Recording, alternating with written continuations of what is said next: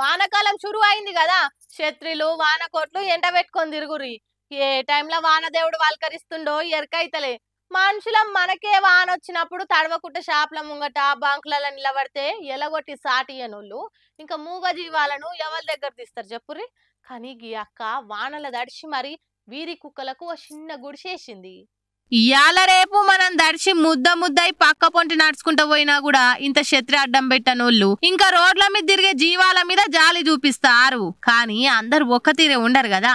గీ అక్కను చూడుర్రి, మీదికెళ్ళి వాన పొల్లు పొల్లు దంచుతుంటే వాళ్ళ ఇంట్లోకెళ్ళి ఓ ఇనుప పెట్టె తెచ్చి రోడ్డు మీద 4 ఇటుకలు వేర్చి దాని మీద ఈ పెట్టె పెట్టి లోపట ఓ మ్యాట్ వేసి ఇగో గీ తల్లి పిల్లల్ని వేసింది. వానకు అవి ఇంటి ముంగట గజగజ వణుకుతుంటే అక్కకు బాధ అనిపించి గీ ఉపాయం చేసి పుణ్యం కట్టుకుంది. ఇక ఇది చూసి చాలా మంచి పని చేసినావమ్మా, దేవుడు నిన్ను సల్లగా చూస్తాడు అనుకుంటా కామెంట్లలో మెచ్చుకుంటురు నెటిజన్లంతా. మనుషులన్నా చేసిన సాయం మరుస్తారేమో గాని మూగ జీవాలు ఎన్నటికి మరవకుండా విశ్వాసం చూపిస్తాయి. మీరు కూడా గిట్లనే రోడ్ల మీద ఏమన్నా మూగ జీవులు అపాయంతో కానొస్తే తోసిన కాడికి సాయం చేసి ఇంత పుణ్యం మూట కట్టుకోర్రి.